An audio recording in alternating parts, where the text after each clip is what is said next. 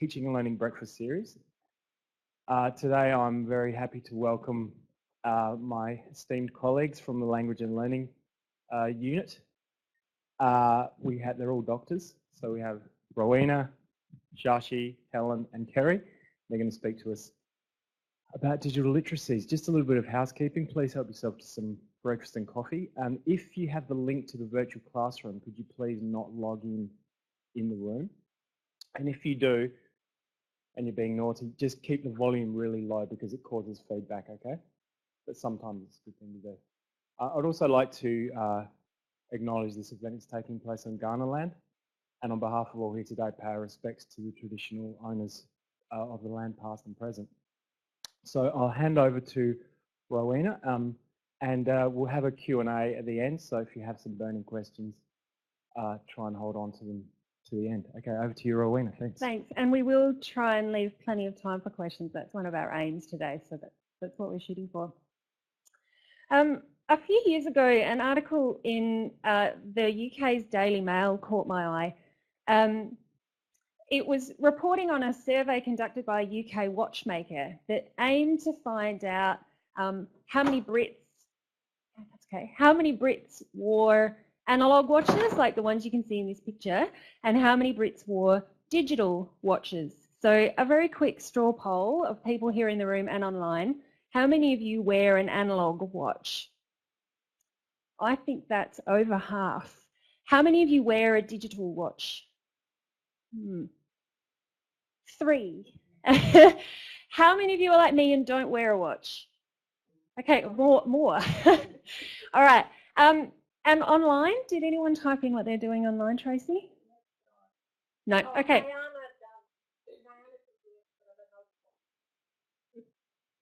Don't know which type. No watch, okay. Interestingly, so if you want to know the results of the UK survey, 52% of people wore an analog watch, so just over half. 19% owned a digital, so a bit more than what was in this room. Interestingly, a small proportion of people admitted that they couldn't read the time on an analog watch, but they wore one anyway because they like the style. But the results of this survey went viral and they were picked up by news outlets internationally. And the reason was this. 37% of respondents said they weren't planning to teach their children to read analog time. So this meant that a good portion of a new generation of people weren't going to be learning to tell the time in the same way that generations of people before them had learned. So the reactions to this statistic took a number of forms, and I've tried to capture them here in paraphrase. Some people took the statistic as a sign that each generation is learning less than the one before it, and as a result, human beings are becoming less intelligent over time. Following on from that were suggestions that we might be dumbing down our world as a result of people becoming less intelligent, giving up on teaching new generations certain things because of an assumption that they're unable to learn them. Contrary to that, to some extent, was the idea that we're creating new generations of people who can't cope with our world and who can't do tasks that we consider basic and therefore won't be able to get a job, manage themselves as adults, manage their finances, kind of won't be able to cope with real life, catastrophizing about the future of humanity. There was also another kind of reaction, which for me gets to the heart of the matter, at least for our discussion this morning. This reaction came from people who weren't concerned by the idea that their children wouldn't learn to read analog time and didn't see it as a product of humans getting dumber or parents getting lazier or the school system failing the next generation. For this group, it's not a question of whether reading analog time is difficult to teach or learn. It's a question of whether it's relevant and whether there may be other, more vital skills that children should be learning instead. So returning to one of the previous comments, we want to suggest this morning that this is really what lies at the heart of the discussion about digital literacies and learning for the future. We agree completely with this comment. Students do need to learn, not only to survive, but thrive and transform in the real world in order to keep making it a better place. And I think this is what we're all about as educators. But the challenge for us at the present moment is understanding what this real world is. The world we're preparing students for is changing fast. Technologies are changing, professional cultures are changing, industries are changing, and people are changing so rapidly at the moment that anytime we think we've got a handle on what we're preparing students for, it's likely to be temporary at best. The future we're preparing students for is, to a significant extent, unknown, and this means that questions of curriculum and assessment design are far from straightforward. What knowledge and skills will students need? And what can they do without? Who decides this? And on what basis should these decisions be made? So our discussion about digital literacies this morning is sort of situated within these bigger questions about how education should be responding to this kind of changing and uncertain world. A number of higher education commentators have been writing on this for a while, so some of you might be familiar with Ronald Barnett in the UK, and George Siemens, who's spoken here at UniSA, talks about this a lot as well. And Ron Barnett summarises things quite well when he suggests that students need to cope with, well, need to learn to cope with two different forms of uncertainty. One stems from an overload, and I'm sure we're all probably familiar with this concept, an overload of technology, of digital tools, of information, of viewpoints and perspectives, many of them conflicting, incompatible. And not only are we overloaded by these things, the human reaction to this kind of overload and complexity has a name now. Has anyone heard of analysis paralysis? Where things are just so complex that you're just paralysed and can't decide on a course of action. So the other form of uncertainty Barnett talks about is a bit more existential. And it's this sort of humbling realisation that we just can't establish a secure, objective command of how things actually are. That things are unknown and they're unknowable. So how do we prepare students for this? That's really our question this morning. And what are digital literacies in this context? So although many argue, and Barnett certainly one, that the future is unknown, there are a couple of trends that experts are saying will probably shape this kind of future that we're looking at. So the CSIRO recently published a report called Tomorrow's Digitally Enabled Workforce. Has anybody read that? It's an interesting read if you want to take a look. And it's just one of many publications that researchers and futurist think tanks and those sorts of people around the globe are publishing at the moment, trying to think through the trends that are going to shape the world of work both locally and globally. And we've had a look at the literature and we've tried to compile all these major trends, at least the ones the experts agree on, here for you this morning. So the first major trends are, of course, digital. It's our theme this morning. So we're going to see, we know, an exponential growth in computing power. We're going to see more technology, and that leads to more information, increased connectivity and intelligence, and more online and blended learning. But also, in addition to the digital, we're going to see a lot of social changes, and these can't be forgotten when it comes to designing curriculum. So we're going to see ageing, and this is going to lead to greater generational diversity in both the workplace and in our daily lives. We're also going to see much more global mobility, and that's going to lead to increasing cultural and linguistic diversity locally and globally. In the world of work, we already know, we can see this happening already, that workplaces are becoming more globalised, more market-driven, there's more offshoring of functions, and there's transnational links now, even within very small organisations. We're going to see the automation of existing jobs and the emergence of new ones. And workplaces are going to become more participatory and collaborative and multi-centred and probably a bit less hierarchical. The personal sort of ontological trends that we're also seeing too are increasing complexity, and we know constant and rapid change, but also distractions, more and more distractions everywhere and things competing for our attention, and uncertainty, of course, as Barnett talks about. So what does this mean for education? Well, educators have been grappling with this question for a while, and there are a lot of different concepts that have emerged in response. Many of these concepts understandably place a heavy emphasis on the digital, recognising the centrality of digital tools and technologies to our work and life, and the growing importance of simply knowing how to use them as sort of a fundamental basis for being able to survive in the world. And Shaoxi is going to talk a little bit more about the importance of the digital when she speaks shortly. There are many other concepts, however, that emphasise literacies. That is, recognising in such a complex, information-rich environment, university and graduates in particular need to be able to navigate, make sense of, and critically and reflectively think about information in all its forms. And this notion of literacies is what Helen's going to talk about when she speaks shortly. And finally, while we think both concepts are vital to thinking about digital literacies in higher education, we're not convinced that either fully captures what it is that students need to develop if they're going to thrive in the kind of world Barnett and CSIRO talk about. We think students need something more, and this is what Kerry's going to talk about when she speaks. So to set the stage, our discussion of digital literacies really seeks to address this broad question. How will people come to thrive in a digital, connected, socially diverse and complex, information saturated, and changing and uncertain future? Over to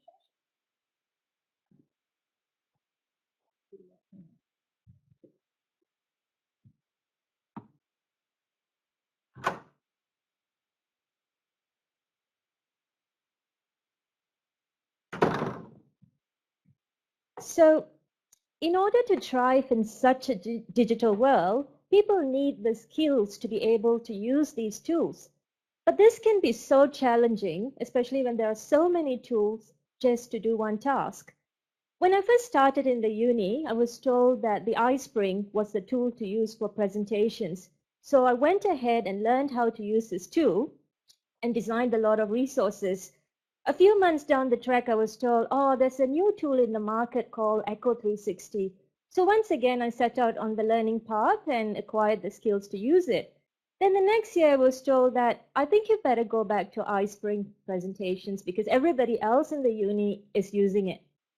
And then now I've been told that the licensing for iSpring will not be renewed. And ever since, there has been new tools such as OfficeMix, Powtoon, and Camtasia.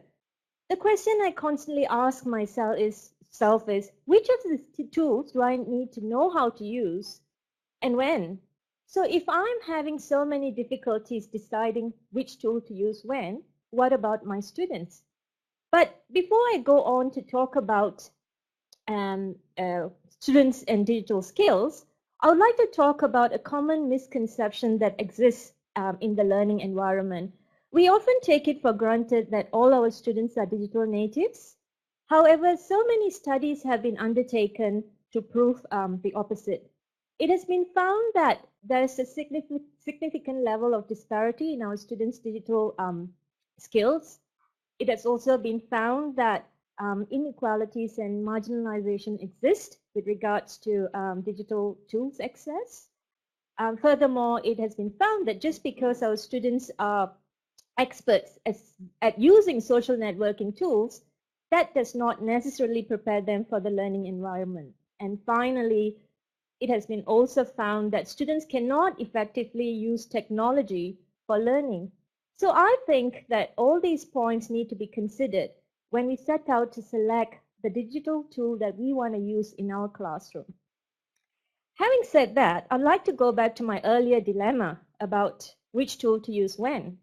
So what tools and skills do our students need to know in order to succeed in the learning environment? Our students need to be taught how to use digital tools so that they can survive in the learning environment. For example, our students use a lot of social networking tools every day, such as Facebook, Twitter, and Snapchat. However, when they bring the conventions and practices of these tools into the classroom, it can be problematic. So we need to tell them, or at least teach them, that it's not always possible, or they cannot always use the language and conventions of social networking tools such as emoji, emoticons, and text speak in the classroom. And we also need to teach them simple things that we often take for granted. For example, how to send an attachment in an email to the lecturer or to their friends without clogging up their inbox, the recipient's inbox, or how to incorporate a media file in a presentation. And what about downloading and using content from the public domain and issues associated with that, such as copyright and Creative Commons? So with the proliferation of new tools, platforms, mobility, and flexibility, factors such as ethics, privacy, security, and etiquette become really, really important. They are factors that we need to emphasize or draw our students' attention to, and we need to tell them what it means in the learning environment. We need to even do simple things, for example, to draw their attention as to why they cannot record someone without their permission and post it on a public domain, or share the drafts of their assignments with their friends on Facebook. So we need to create opportunities for our students to use digital tools in a legitimate manner in the learning environment.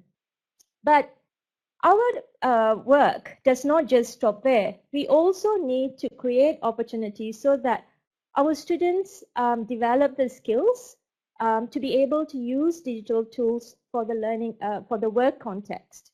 So we need to draw our students' attention to the affordances and constraints of particular tools that they may be using in the workplace. We need to tell them that not all affordances are good because they will limit them in the way they undertake a task. And not all constraints are bad because they will motivate them to think creatively.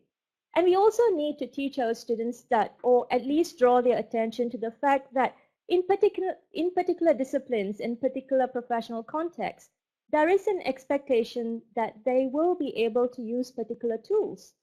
For example, nursing students need to be made aware that when they go off for their placement or upon graduation, there is an expectation that they would be able to use the fetal and heart monitor. Or engineering students need to be made aware that they should know how to use CAD software or circuit stimulators. And teachers would be expected to know how to use smart boards and learning and teaching apps. So as educators, we need to create opportunities that our students develop the technical capabilities to use digital tools in a relevant manner and in an appropriate context. So having said that, what does the proliferation of digital tools mean for curriculum design and learning? Although with the existence of so many tools to undertake our tasks, there are opportunities to do things more efficiently, tools alone are not going to result in positive outcomes. We need to think about the pedagogy that's going to drive our teaching and learning before we decide on the tool that we are going to use to facilitate that. So we need to think first about what is it that we want our students to learn or to be able to do before we decide the tool that's going to facilitate that. So as educators, I think it's really important that we are aware and recognize the fact that the alignment and integration of teaching, learning, and digital tools are critical so that we have positive learning outcomes in the classroom. So what are the implications of all of this for teaching and learning? I think the objective of teaching for us would be to scaffold the development of our students' ability to use digital tools and also to instill and create the awareness of the affordances and constraints of digital tools so that they could use these tools for their learning, for work, and for the global world. Having said that, the knowing alone is not enough. The doing is equally important.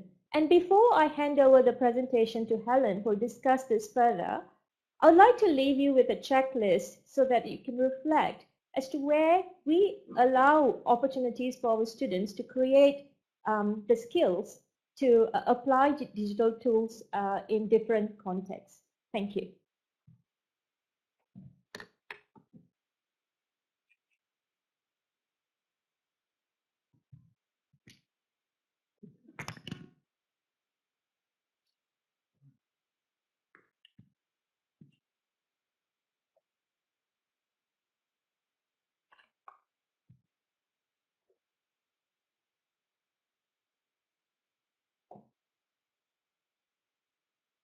Hi everybody.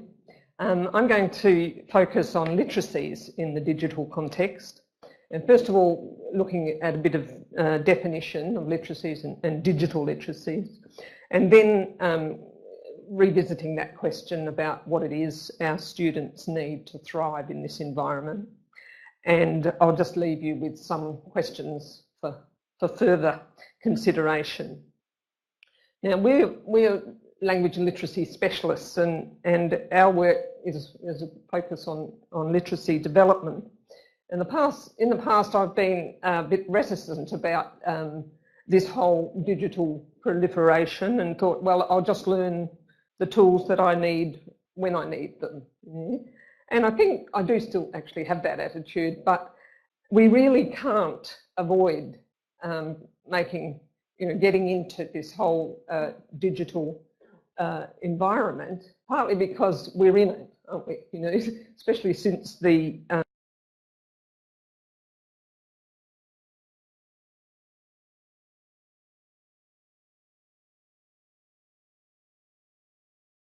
means how do we make the most of this and encourage our students to make the most of this digital world.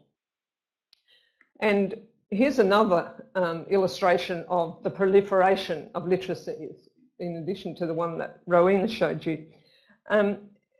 It just gives you some of the context in which literacies is being applied. But when you look at this diagram, it has the danger of making you think that literacies actually just means some vague term for skill or competency. And I think it's more than that. And that's really what I want to stress. This is a definition from UNESCO, which I'd like you to just read. I'll give you a couple of seconds.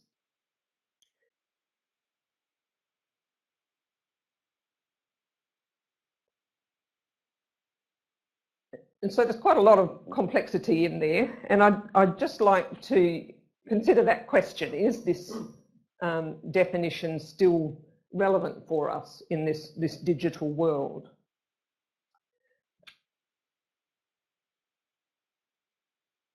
Now, I don't think the relevance has changed really, but there's just, with the new tools and platforms and mobility, I think there's some aspects that we need to highlight and consider always when we're thinking about literacies. First of all is the awareness of the varying contexts, and that students will need literacies for different contexts, and those contexts keep changing. So it's an ongoing need, and for different disciplines there are different literacies. Secondly, putting the tools into practice for a particular purpose. So individual students will need to achieve their goals through using technology and thinking about it, and the ultimate is that they can participate fully in their community. This is what we think of a fully developed person. But also is the important aspect that literacies involve a continuum of learning, and that you don't, learn that body of knowledge that is the literacies. It's more that you develop things in a step-by-step process. And one example I can think of is we teach referencing to students in first year, but then those skills involved in integrating the ideas of others into your writing still need to be developed in later years in students' courses.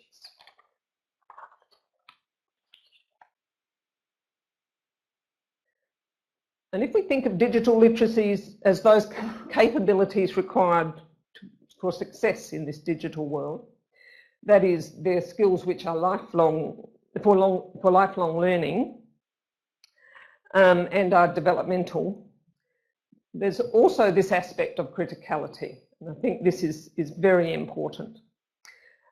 Because of the volume and complexity of the online environment, it means that needing to decide on the value and the credibility of information is all important.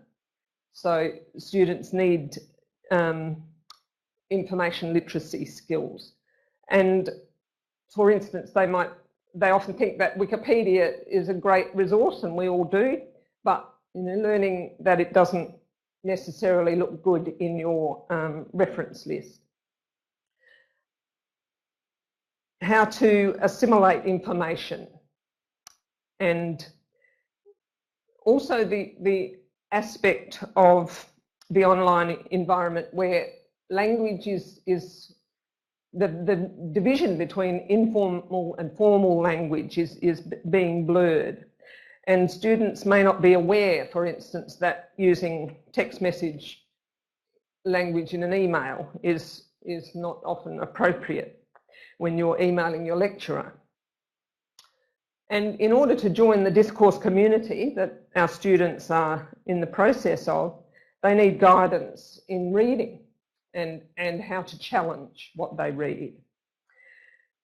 We could, for example, provide scaffolding tools like frameworks for helping to read critically. So, on to what it is that students need for this, to develop this criticality. I think with more visual texts, and often things are presented as graphic user interfaces such as diagrams or infographics, then students need to learn how to read and understand.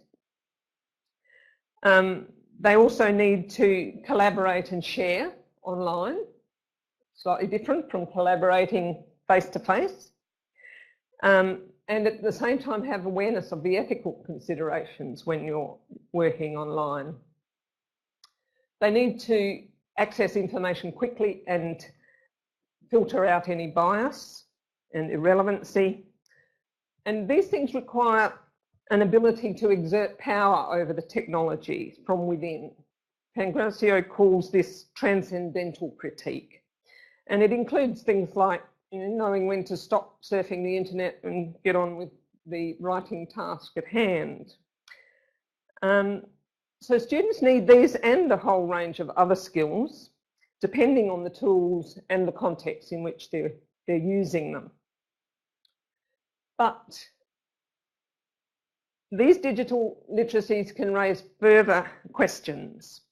With the nature of the text changing and an emphasis on shorter and less linear, more visual texts, we think something like this might be happening. Maybe this cartoon captures the change, perhaps taking it to an extreme. But it's worth thinking, do we lose something in this change of text types, really? Is there an issue with the text being shorter? Probably there is if it's a ringtone, but what happens to the 4,000 word report or extended essay? Are they still appropriate tasks for students or for all students? So with this mix of texts, how do students learn to read, but also efficiently, selectively, and to create meaning through that reading? So I'd just like to leave you with these questions for how we work with students. They need to navigate through that complexity. So how can we help them develop ways that assist with those choices they've got to make? They need to pull together a range of different texts and at the same time keep academic integrity in mind.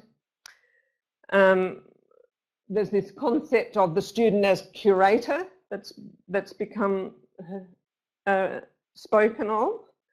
And I think it actually needs to be questioned, because that notion of curating, I think in one sense it does have a critical meaning.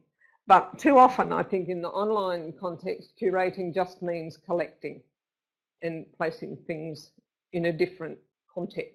Now that could be, that repackaging could have a value, but I think that there is the danger that it encourages students just to have a surface approach and not to go deeper into the meaning. And so I suggest they need to be encouraged to do other activities that help them go deeper and build on that information that they're collecting.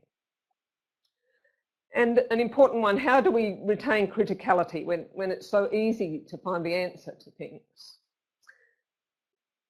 And the visual is so seductive and the ease of access, but we still need to encourage students to question what they're finding and to seek other perspectives. And how to develop these critical and analytical skills, because it often requires a certain amount of maturity and experience in things, that developmental aspect. But when we're talking about things like maturity and experience, we're now talking about ways of being. What is the kind of person needed to thrive in this digital context? And this brings us to the third thing we think students need, which Kerry's going to talk about: disposition.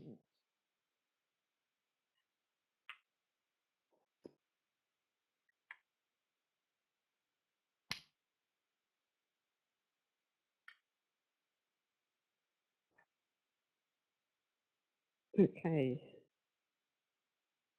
Hello, everybody.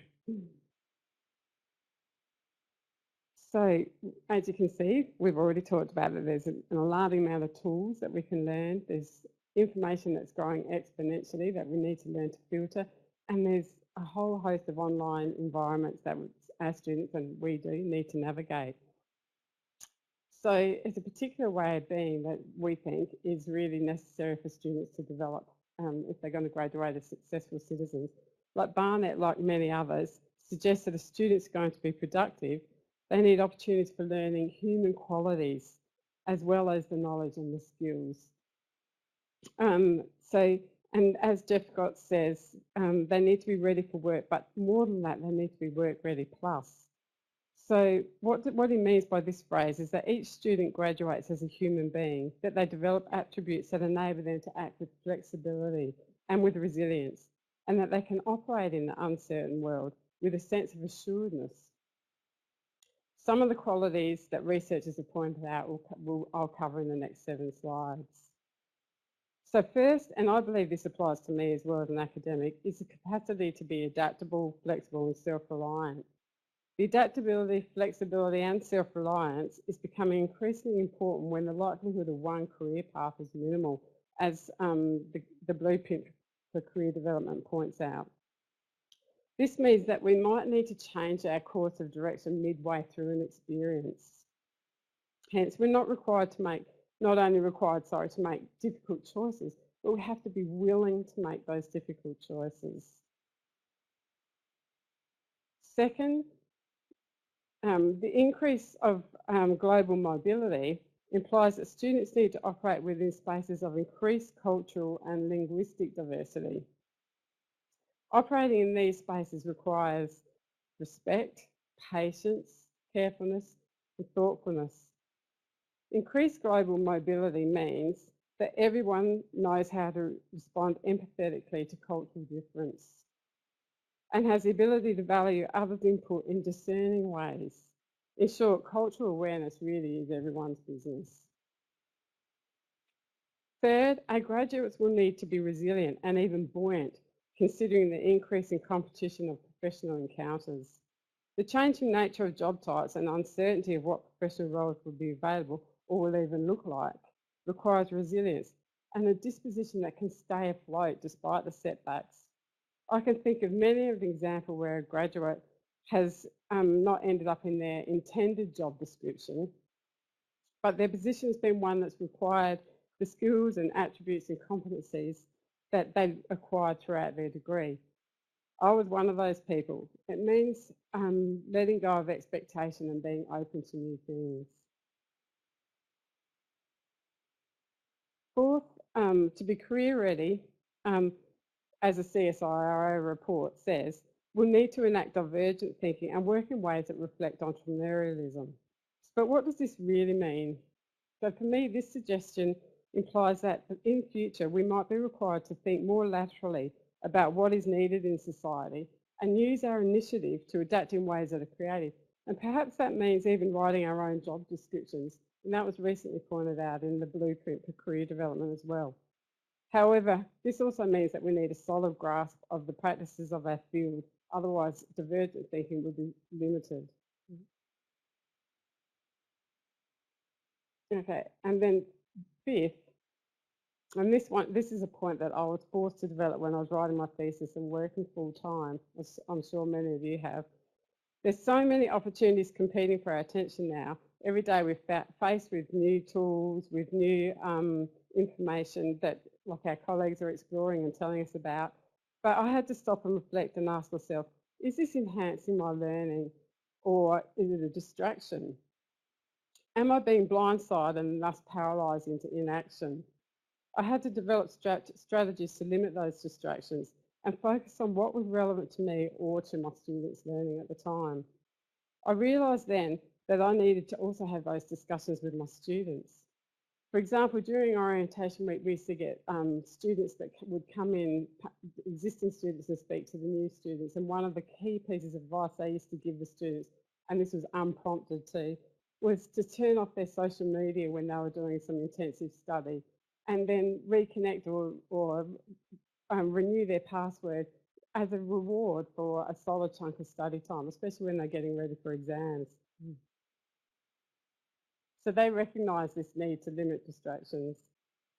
So our days are so crammed full of information activities that rarely do we actually sit down to reflect, which brings us to the sixth point, that for students to survive, they need to have a good sense of self and how they actually operate in the world.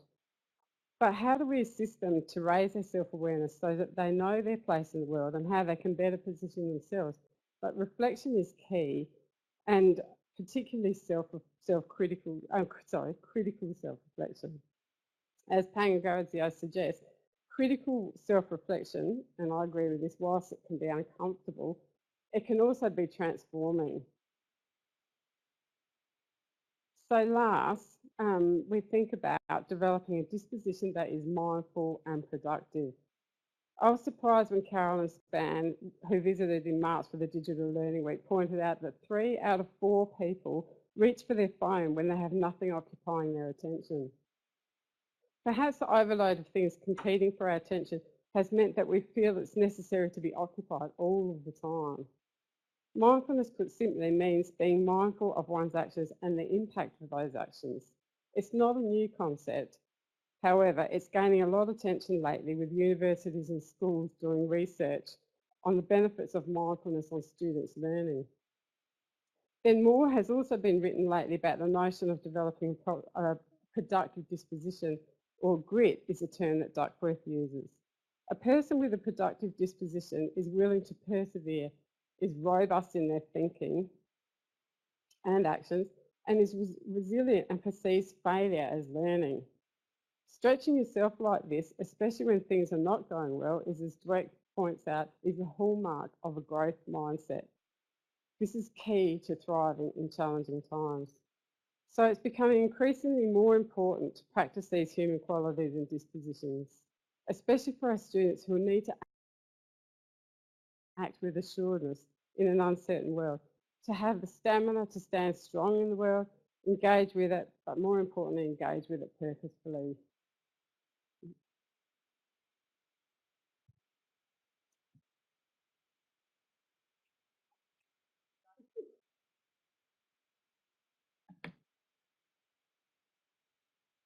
So what we've presented this morning is very much our argument, an argument from a language and literacies perspective about the most productive way of thinking about digital literacies.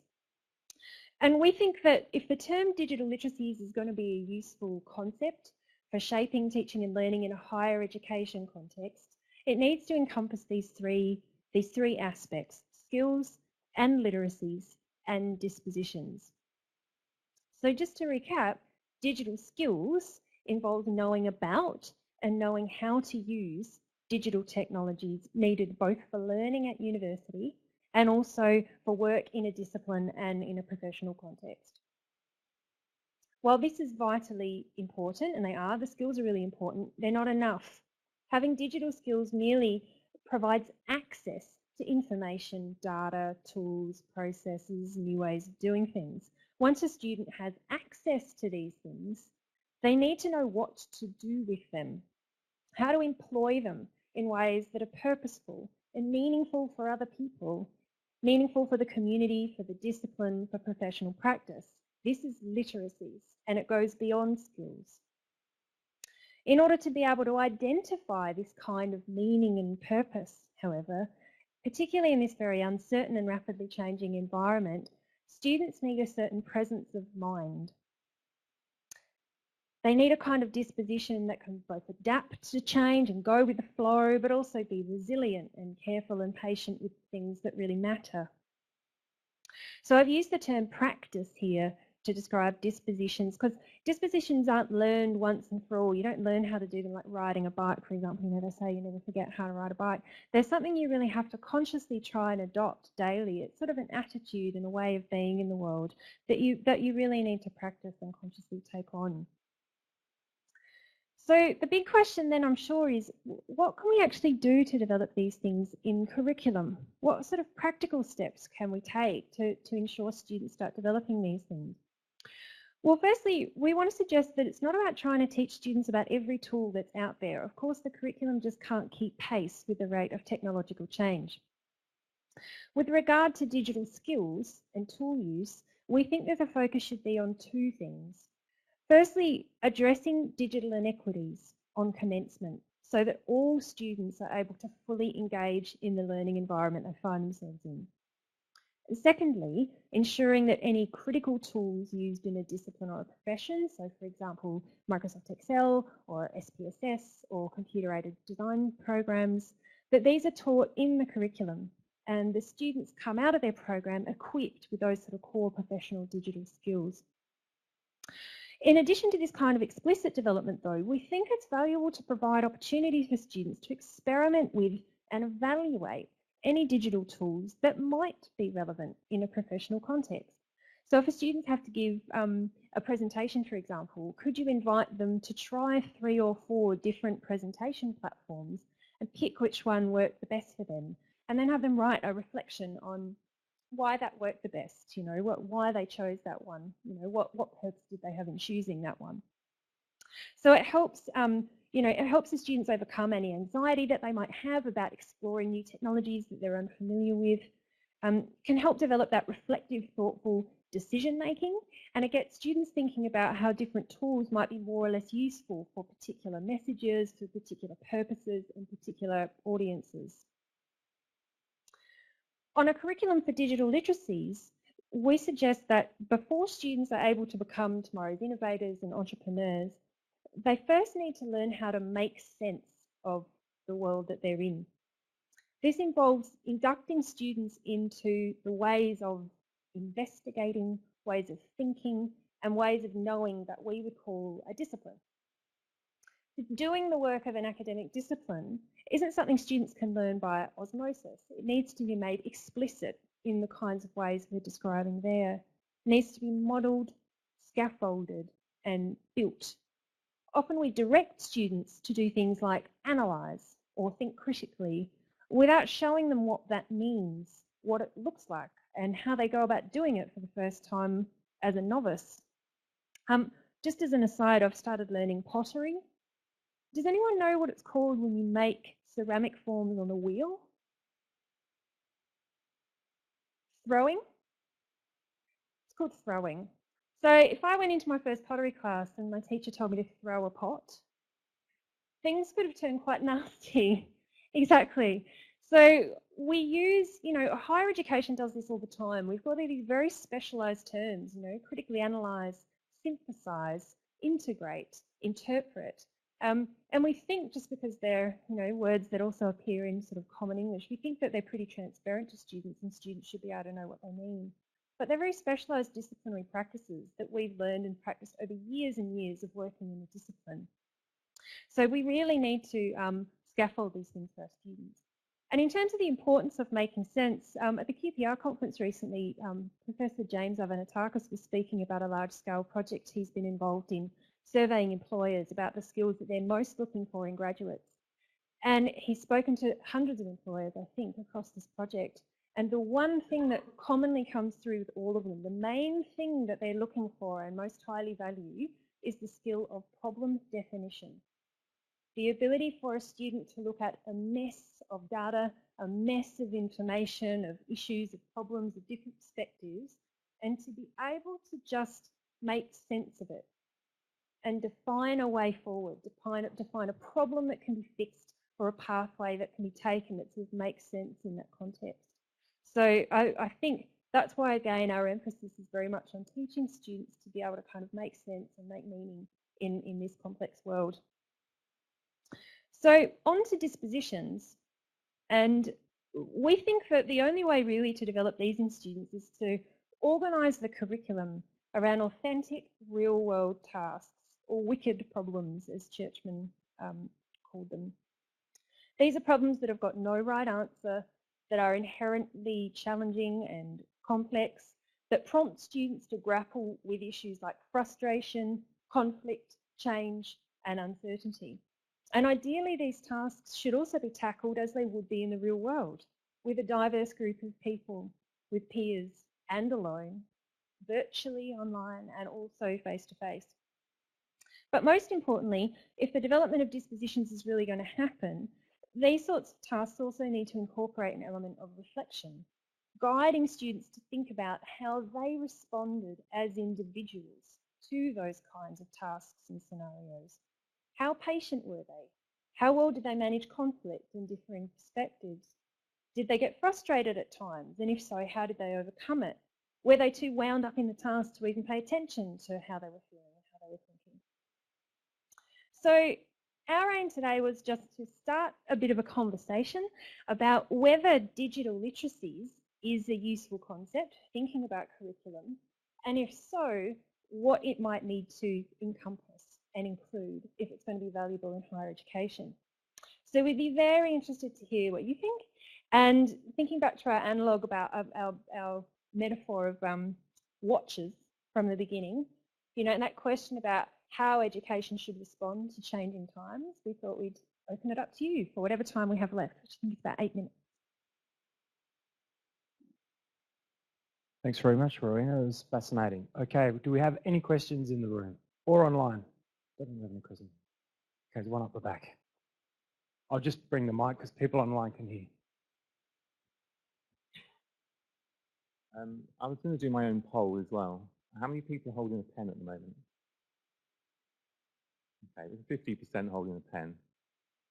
And the watch thing, we have an analog clock on the wall. We don't have digital clocks on walls, and we won't do. And I worry about, it's a concern, it's do the dispositions, do the digital literacies, do the confidence, the entrepreneurial individuals, creative, not assertive, but confident. I believe that comes from experience and from knowledge, and from being able to do that critical thinking and understanding. Do you think it's the job of us as the educators? I think that's a natural progression through life, through learning, through doing the work, through experience. I worry that we accept the CSIRO findings, which is we jump on the bandwagon, it's all going to go digital, it's all going to go electronic, we're all using analog watches, we're all using pens, we all know that critical thinking is important. Shouldn't we, as universities and educators, point to what's really useful and for our future generations, rather than pretending that we can create a whole race of creative, competent entrepreneurs who will be globally active, culturally aware, and not be engaged with society and community and the world that we all have to live in. I'm just worried that we self-create our future. So I think the question is whether we feel this is our responsibility, or you feel this is the responsibility of the university, or just a part of what the university can do, as well as developing the necessary skills and understanding that we need. It's a good question. It's sort of sounding like there's a healthy skepticism of those sorts of things, you know, entrepreneurialism and innovation. And certainly we have that as a team. And I take your point. I remember back to George Siemens' closing keynote at the end of Digital Learning Week, and someone asked him, do you think computers will take over our jobs? And he said, they will if we let them. So yes, very much. I mean, I think that's why through our presentation we really tried to emphasise that notion of criticality and that transcendental critique. I think the ability to step back from all of this and go, hang on, you know, what is of value? What's meaningful to the communities we're in, to the professions we're in, to the people we work with and the people we serve?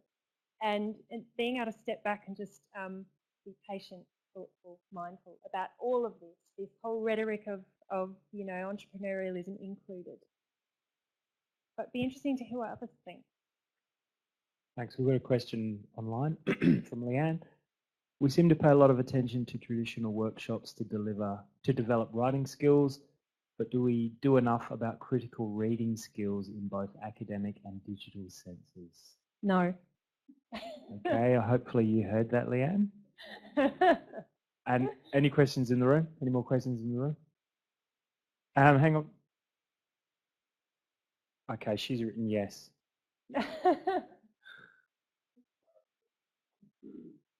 Comment coming up from the room? I was just going to comment on the writing thing again. I mean, writing is such an important skill for learning because it engages so many more neural pathways than just looking, and also more than typing. It has physical memory, and I don't think we understand enough about those things to just throw them away and say that's not the future. The future is on-hand typing. Absolutely. I mean, my strong no was I don't think we do enough in the area of critical reading. Not nearly enough, because I think really through reading and reflecting on your reading, that's how you learn how people within your disciplinary community talk to one another and create new knowledge and make ideas. And so we never really, I haven't really seen any programs at any university I've been at that really teach students how to read critically from the beginning. They're sort of expected to do it, they're asked to do it, and they struggle with it on their own. But it doesn't really ever form part of classroom work the way we probably think that it should. And of course, writing's incredibly important. There's quite a strong tradition in the US, this practice called writing across the curriculum, where they view writing not just as a product. We're very good at doing that in Australia, is viewing writing as a product that students have to produce at the end, but they don't understand writing as a process. Writing as a really important process for learning how to think and practicing thinking and practicing putting your ideas on paper and then sharing them with other people. So we sort of, you know, we're always advocating for more in-class writing. You know, we tend to run a lot of our internal classes and workshops and seminars through discussion. They're all oral. We rarely run classes through writing, you know, and getting students to share their writing with one another. So I think there are a couple of things that we could think about incorporating more. Thanks, Rowena. And I think you've just answered the question Leanne posed in response to that. She asked, so what do we do? I think you just partially I hope so. answered that. Okay, one last question.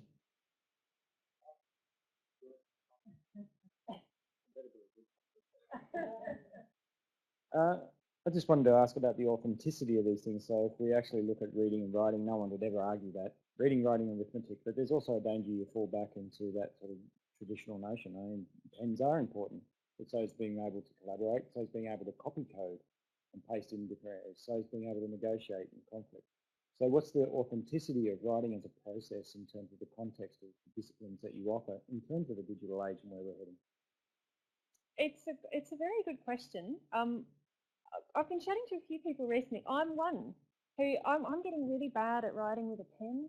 When I pick up a pen, I'm like, what's happened to my handwriting? I can't do this anymore. So I must admit that I think our brains are changing and the way we think is changing in response to how we're using technology. You know, that question before, how many of you are using a pen and how many are using an iPad? I think we can't pretend that as much as humans build technology, the technology we create also changes how we think, how we work, because it makes us work in new ways. So yeah, I think your question about authenticity is a good one. I mean, I think certainly we want to make our students aware of the authentic context they're going to be working in professionally. But I think that's really got to be balanced by giving them a strong foundation in the practice of a discipline. And so there's no one way to do that, you know, that's really a question for each program. It's a very contextual thing, I think. But it's a good question. It was a good one, there you go, the last question was a good one. Thanks very much. Excuse me. Thanks very much, Rowena and team. That was fascinating. If we could give them a round of applause, that would be much appreciated. Okay, thank you for attending, and thanks for Belinda's people coming along and anyone who's not from UniSA. We appreciate your collegiality.